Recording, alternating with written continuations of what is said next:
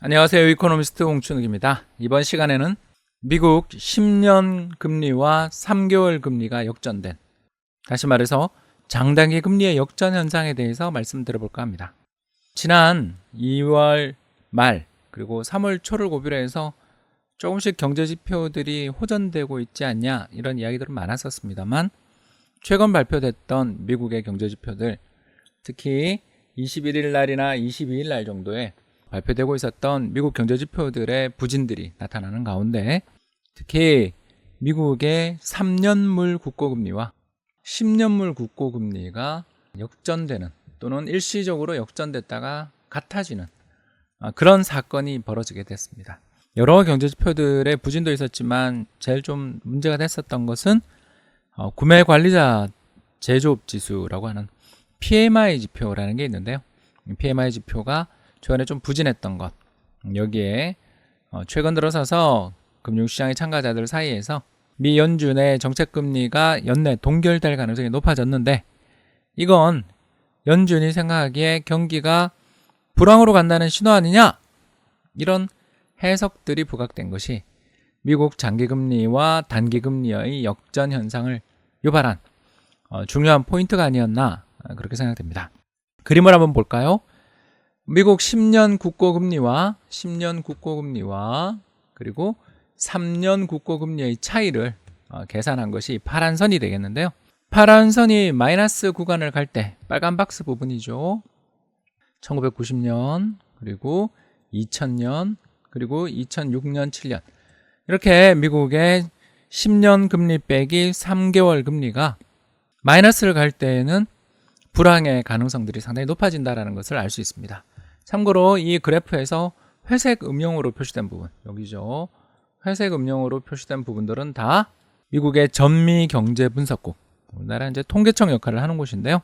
여기서 경제가 불황에 진입했어요 라고 판정한 시기들입니다. 결국 회색 음영 직전에 미국의 10년 빼기 3개월 금리가 역전됐더라, 이렇게 볼 수 있는 거죠.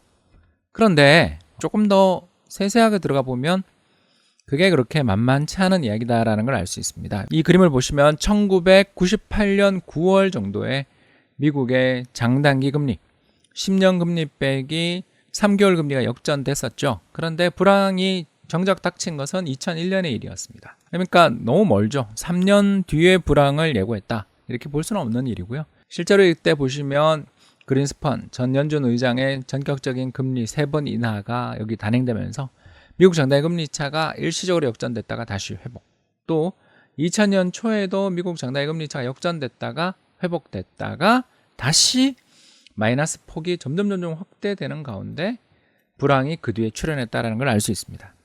또 한 번 더 볼까요? 2000년대도 마찬가지입니다. 2006년에도 미국의 장단기 금리 차가 역전되는 거 보이실 겁니다. 근데 이제 불황은 언제 왔냐? 2007년 말에 왔죠. 너무 빠릅니다. 결국 2006년, 7년에 들어가서 미국 장단기 금리 차가 계속 마이너스 영역을 지속하는 것이 출현한 다음에 한 1년 있다 불황이 왔다라는 것을 알 수 있는 거죠.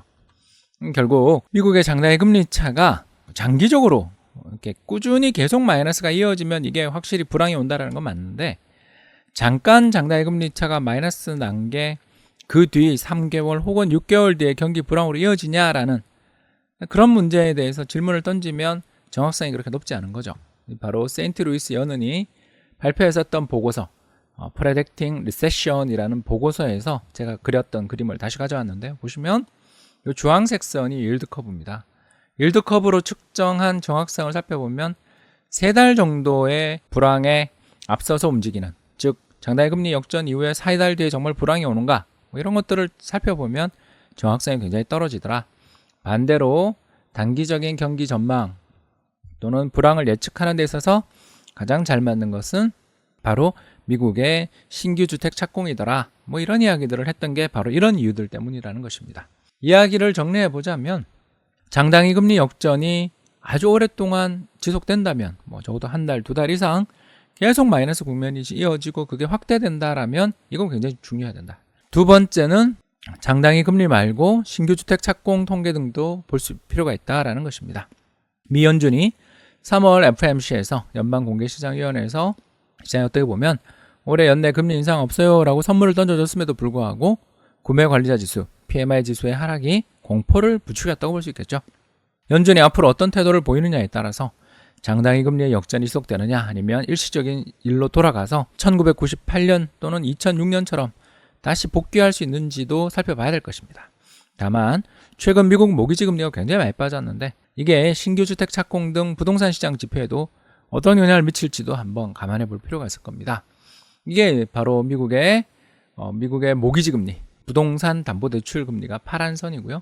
부동산 담보대출 금리가 파란 선이고 빨간 선이 미국의 신규 주택 착공인데 그림에서 보시는 것처럼 상당히 반대 방향으로 움직인다는 걸 알 수가 있습니다. 특히 최근 한 20년 동안의 데이터만 살펴보면 이 관계가 더욱더 극명하게 나타나죠. 그래서 여기 보시면 2006년부터 시작해서 여기까지 미국의 모기지 금리, 부동산 담보대출 금리가 상당히 높은 수준, 7% 근처까지 올라간 다음에 부동산 시장이 어려워지고 또 반대로 이 뒤로 금리 떨어진 다음부터 부동산 시장 살아나는 게 한눈에 관측되는데 여기 끝부분 보시면 작년 5% 근처까지 올라갔었던 미국의 모기지 금리가 최근에 아주 급박하게 떨어지고 있는 게 눈에 보이실 겁니다. 이렇게 모기지 금리가 급박하게 떨어지는 가운데 미국의 신규 주택 착공이 지난달에 탄력 있게 회복됐다라는 거 보셨고요. 그리고 같은 날 발표됐던 미국의 기존주택 판매, 그러니까 3월 21일 날 발표됐었던 미국의 기존주택 판매 통계를 살펴보시면 역시 끝부분 이렇게 V자 상승을 하면서 전월 대비 11.8%나 2월 달에 좋아진 걸 발견할 수 있습니다. 뭐 어떻게 되느냐? 저도 모르죠.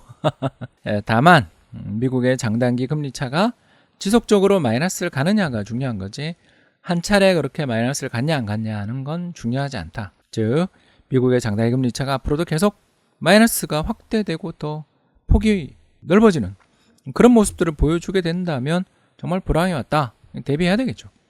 다만 앞서 말씀드린 것처럼 미국의 장단기 금리 차에 못지않게 중요한 경제 지표를 알 수 있는 미국의 신규 주택 착공이나 기존 주택 판매 같은 통계들이 최근 미국의 모기지 금리 하락 덕분에 데이터들이 상당히 안정적인 또는 급반등하는 모습을 보여주고 있다는 점도 유의할 필요는 있지 않나. 즉 저로서는 이제 불황이 왔으니까 위험자산 다 버리고 안전자산으로 가세요 이렇게 이야기하기에는 조금 더 데이터들을 더 지켜보고 싶은 마음이 든다.